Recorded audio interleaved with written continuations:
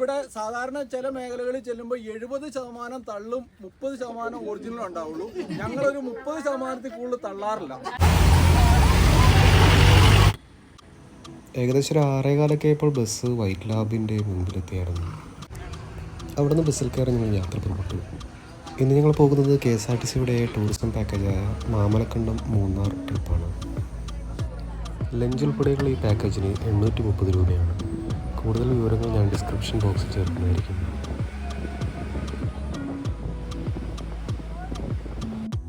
തിരുവാങ്കുളത്ത് നിന്നും പോളേട്ടനും വൈഫും കയറി. 5-6 മാസങ്ങളായിട്ട് ഇവർ മുടങ്ങാതെ മിക്ക KSRTC പാക്കേജസും പോകാറുള്ളതാണ്. So hi guys, welcome to my YouTube channel. ഇതിൻ്റെ ആദ്യത്തെ വീഡിയോ ആണ്. സോ അതിൻ്റേതായ പ്രശ്നങ്ങളും കുറവുകളും കാണും. നിങ്ങളുടെ അഭിപ്രായങ്ങളും നിർദ്ദേശങ്ങളെല്ലാം കമൻറ്റ് ബോക്സ് വഴി അറിയിക്കുന്നതാണ്. എല്ലാവർക്കും എൻ്റെ പുതിയ ചാനലിലേക്ക് സ്വാഗതം. Welcome to ട്രാവലപീഡിയ.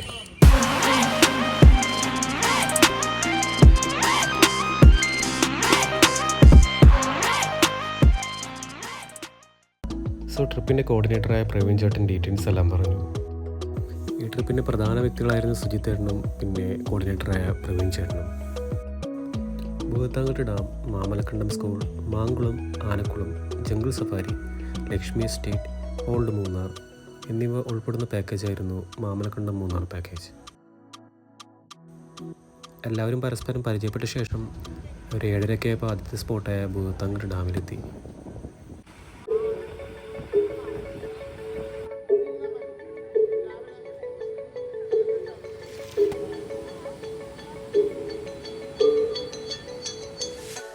ഒരു 10-15 മിനിറ്റോടെ ഫോട്ടോയും വീഡിയോസും എടുക്കാൻ ഞങ്ങൾ സമയം നൽകി.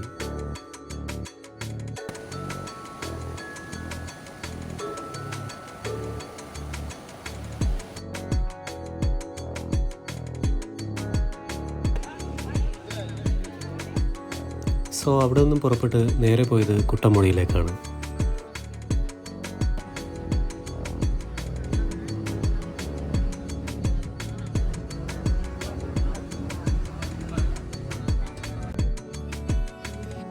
കുട്ടമ്പുഴയിലെ കീർത്തി എന്ന ഹോട്ടലിലായിരുന്നു ഞങ്ങൾക്ക് ബ്രേക്ക്ഫാസ്റ്റ് അറേഞ്ച് ചെയ്യുന്നത്. മറ്റു ഉല്ലാസയാത്രയുടെ ബസ്സുകളെല്ലാം അവിടെ ഉണ്ടായിരുന്നു.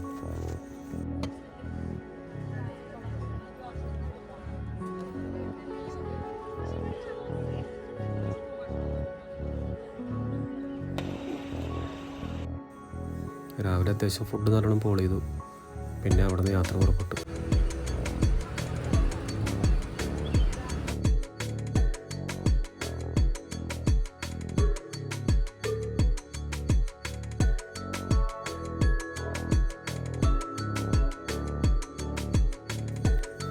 വണ്ടി പയ്യെ ഫോറസ്റ്റ് റൂട്ട് കയറി മാമലക്കണ്ടെന്ന് ബോർഡ് കണ്ടപ്പോൾ അവിടെ പയ്യെ നിർത്തി.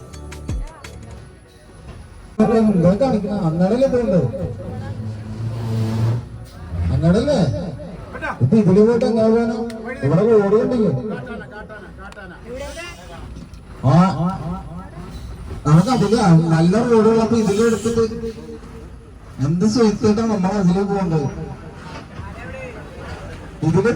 ഇത് കട്ടണം നിറഞ്ഞ വഴി മര്യാദക്കുള്ള വഴിയല്ലേ ഇത്? ഇതില് പോകാൻ പാടില്ലെന്നേ. പിന്നെ ആ കാണുന്നതാണ് പിണവർകുടി എന്ന് പറഞ്ഞ ആദിവാസി വീടാണ്.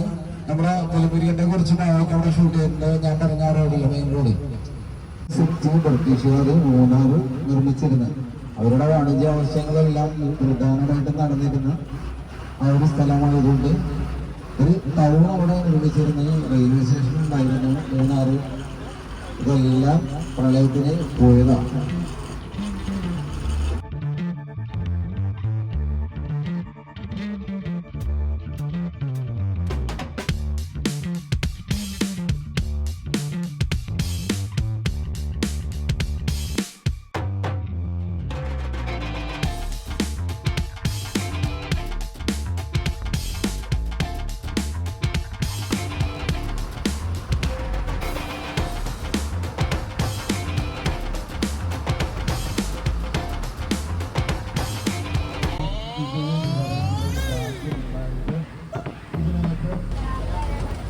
കാട്ടിൽ നിർത്താൻ പാടില്ല. എന്നാലും ഒരു 10 മിനിറ്റ് നിങ്ങൾ പെട്ടെന്ന് ഇറങ്ങിയിട്ട് ഫോട്ടോകൾ പെട്ടെന്ന് വേണ്ട. കാടിന് കണക്ക് കല്യാണിപ്പാറ എന്നൊരു സ്പോട്ടിലേക്ക് ഫോട്ടോ ഒക്കെ എടുക്കാൻ സമയം നൽകി.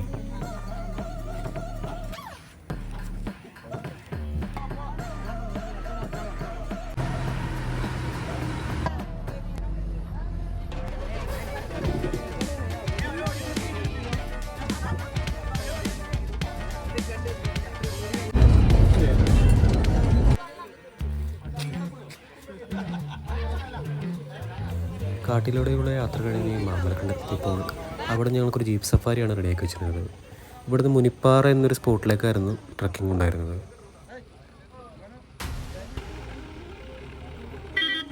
ഈ ഒരു ട്രിപ്പിൽ ഏറ്റവും കൂടുതൽ എൻജോയ് ചെയ്ത പാർട്ട് ഈ ജീപ്പ് സഫാരി തന്നെയായിരുന്നു.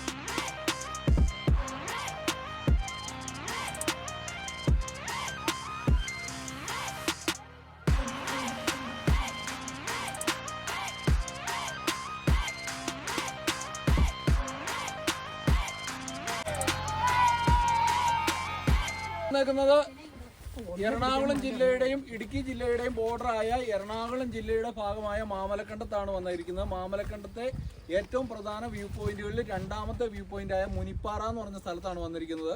ഈ മുനിയറയുടെ ഐതിഹ്യം എന്ന് പറയുന്നത് ആ ഒരു കിഴക്കൻ ഡയറക്ഷനിലാണ് മധുര. അവിടുന്ന് രാജഭരണ കാലഘട്ടത്തിൽ കൊച്ചിയിലേക്കും തൃശ്ശൂർ രാജകൊട്ടാരത്തിലേക്കൊക്കെ മുനിമാര് സ്വാമിമാര് നടന്നു വരുന്നത് അങ്ങോട്ടും ഇങ്ങോട്ടും പോകുന്ന ആ ഒരു സമയത്ത് പശ്ചിമഘട്ടത്തിൽ പല സ്ഥലങ്ങളിൽ സേഫ് ആയിട്ടുള്ള ഈ സേഫ് സോണുകളിൽ ഇങ്ങനെ വിശ്രമ കേന്ദ്രങ്ങളുണ്ട്, വഴിയമ്പലങ്ങൾ. അതായത് ഒരു ഡേ ടൈമിൽ ഒരാൾക്ക് നടന്നെത്താവുന്ന ദൂരപരിധി ഇട്ടിട്ട് ഇങ്ങനെ ചെറിയ ഈ പശ്ചിമഘട്ടത്തിനുള്ളിൽ പല മലയിടുക്കുകളിൽ സേഫ് ആയിട്ടുള്ള സ്ഥലങ്ങളിൽ, വെള്ളമുള്ള സ്ഥലങ്ങളിൽ ഇങ്ങനെ വഴിയമ്പലങ്ങൾ ഉണ്ടാക്കിയിട്ടുണ്ടായിരുന്നു. ഇത് 90കളുടെ കാലഘട്ടം വരെ ഒറ്റ പാറയുടെ അടിയിൽ ഇരിക്കുകയും കിടക്കുകയും ചെയ്യാവുന്ന രീതിയിലുള്ള 3 റൂമുകളായിരുന്നു. അതിനകത്ത് നടുക്കത്തെ പൂജാമുറിയാണ്. ഇപ്പോൾ ഇത് ആദിവാസികൾ അമ്പലമായിട്ടാണ് ഉപയോഗിക്കുന്നത്. അവർ മലദൈവങ്ങളെ വെച്ച് ആരാധിക്കുന്നുണ്ട്. മഴ പെയ്യാതെ വരുന്ന സമയത്ത് അവർ വനത്തിൽ നിന്ന് വന്ന് ഇവിടെ പൂജ നടത്തുകയും അതിനോട് ആരും പൈസ ഒന്നും മേടിക്കില്ല, പായസം വെക്കുകയും അങ്ങനെയൊക്കെ ചെയ്ത് കഴിയുമ്പോൾ എന്തായാലും 24 മണിക്കൂറിനുള്ളിൽ മഴ പെയ്യാറുണ്ട്. പിന്നെ ഇവിടെ നിന്ന് നമ്മൾ നോക്കുമ്പോൾ ഇപ്പോൾ ഇത് ഇവിടുത്തെ ഏറ്റവും ചെറിയ ഓഫ് റോഡാണ്. KSRTCക്ക് വരുമ്പോൾ അതിൻ്റെ മറ്റ് ട്രിപ്പുകളും സമയം എല്ലാം കൂടെ അതിനെല്ലാം ക്രമീകരിച്ച് വരണം. ഇവിടുത്തെ ഏറ്റവും വലിയ ഓഫ് റോഡ് എന്ന് പറയുന്നത് ഫാമിലിക്ക് യാത്ര ചെയ്യാവുന്ന രീതിയിലാണ് ഇവിടുത്തെ ഡ്രൈവേഴ്സ് എല്ലാം ഡ്രൈവിങ്ങും കാര്യങ്ങളും എല്ലാം ചെയ്യുന്നത്. കൊയിനിപ്പാറ എന്ന് പറയുന്ന ഒരു സ്ഥലമാണ് ഇവിടുത്തെ മാമലക്കണ്ടത്തെ ടൂറിസത്തിലേക്ക് എത്തിച്ച സ്ഥലം കൊയിനിപ്പാറയാണ്. പിന്നീട് വന്ന വ്യൂ പോയിന്റുകളാണ് ഇതെല്ലാം. അത് 3800 അടി 4000 അടി ഹൈറ്റിൽ കയറും.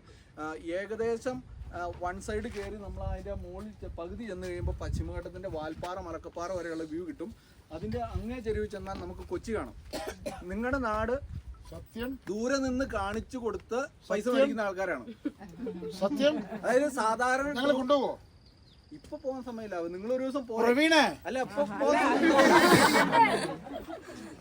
പോകാൻ സമയം ഉണ്ടാവില്ല. സാധാരണ ടൂറിസം മേഖല പോലെയല്ല.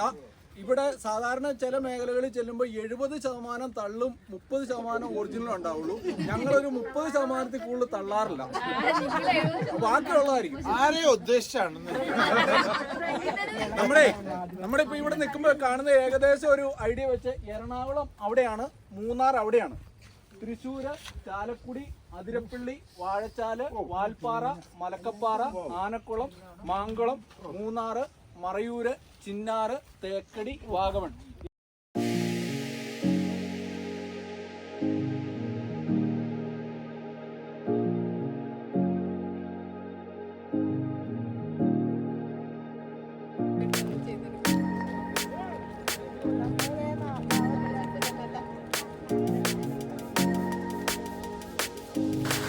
ഗ്രൂപ്പ് ഫോട്ടോ ഒക്കെ എടുത്ത ശേഷം ഞങ്ങൾ ഇവിടെ നിന്ന് തിരികെ മടങ്ങി.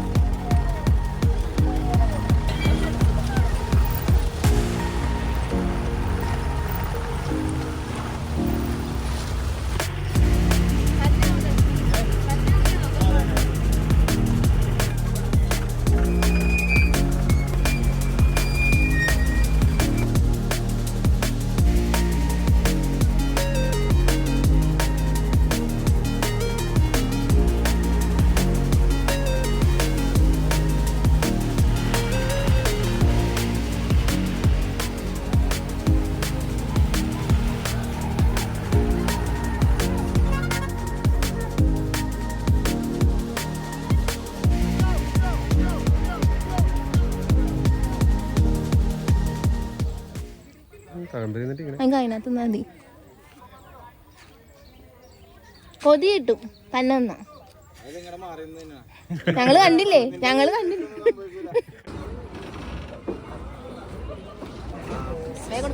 സോ മാമലക്കണ്ടം സ്കൂളിലാണ് എത്തിയിരിക്കുന്നത്. അതിൽ തന്നെ നല്ല ഭംഗിയുള്ള മലനിരകൾ കാണാം.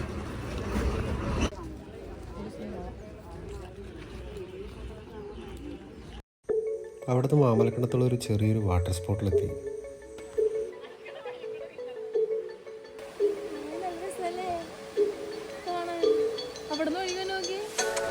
ഇതാണ് കാട്ടല്ലേ.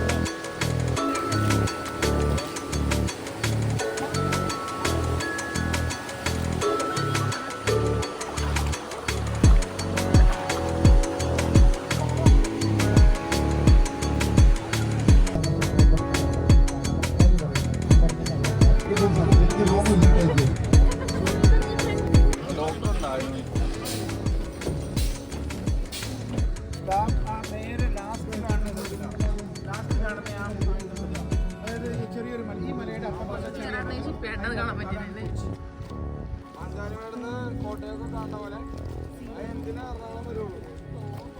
തിരിച്ചു പോണതാ വഴി. വേറെ വഴി പഴയ രാജപാത വഴിയിൽ നമ്മൾ പോയിക്കൊണ്ടിരിക്കുന്നത്.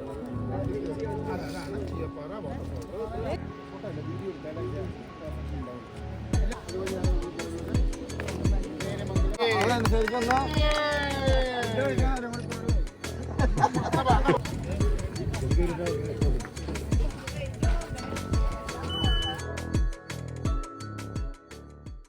പോകുന്ന എലിഫന്റ് പാർക്കിലേക്കാണ്. ഇത് സഫാരി.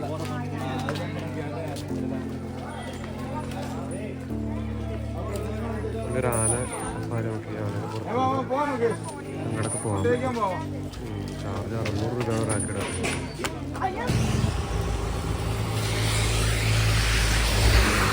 ഉച്ചയ്ക്ക് ഇവിടെ ഒരു വീട്ടിൽ ഹോംലി ഫുഡ് ഉണ്ടായി. അതായിരുന്നു ഉച്ചക്കത്തെ ഭക്ഷണം. അത് ഈ പാക്കേജിൽ ഓൾറെഡി ഇൻക്ലൂഡ് ആയിരുന്നു. സമയം ഇപ്പോൾ ഏകദേശം 3:30 ഇവിടെ നിന്നൊരു 10-15 മിനിറ്റിനുള്ളിൽ വണ്ടി എടുക്കും. നേരെ ലക്ഷ്മി എസ്റ്റേറ്റിലേക്കാണ് പോകുന്നത്, മൂന്നാർ. ഇതേക്കുന്നത് കണ്ടിട്ട് പാ പോലെ ഉണ്ട്. ഹലോ അല്ലേ രാമക്കൽമേട് ഇതെല്ലാം ആയിട്ടില്ല. നമുക്ക് ശരിക്കും പറഞ്ഞാൽ ഇവിടെ നോക്കിയാൽ ഇടുക്കി ഡാം കാണാൻ പറ്റുന്നതാണ്. ആ ഡാം സ്ഥിതി ചെയ്തെടുത്ത് കോളേജുകൊണ്ടാണ് കാണാൻ പറ്റുന്നത്.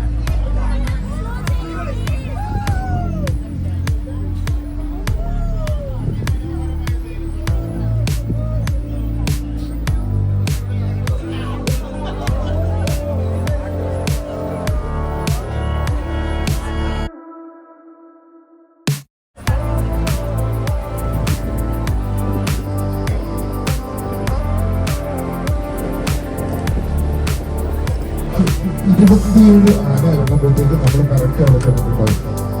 ആനയുടെ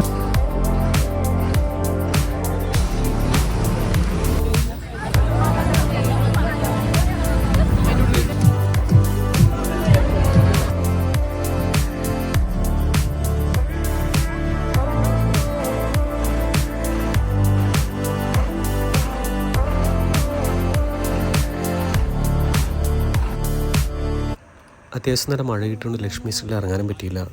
ഈ ഒരു സ്പോട്ടിലാണ് ആകെ ഫോട്ടോ എടുക്കാൻ തന്നെ നിർത്തിയത്. ഇവിടെ നേരെ ആനക്കുളത്തേക്കാണ് പോയത്. 25 ആന വന്നോ നമ്മൾ സിഗ്നൽ ഇപ്പം തന്നിട്ടുണ്ട്. 36 മിനിറ്റിൽ നമ്മൾ ആനക്കുളത്ത് എത്തും. ഓക്കെ, ഇറങ്ങിക്കോ, ഇങ്ങോട്ട് ചായ കുടിച്ചിട്ട് വരണ്ട. രാത്രി 7:30 ആയപ്പോൾ ആനക്കുളത്തെത്തി. അവിടെയാണെങ്കിൽ അത്യാവശ്യം നല്ല മഴയും ഉണ്ടായിരുന്നു.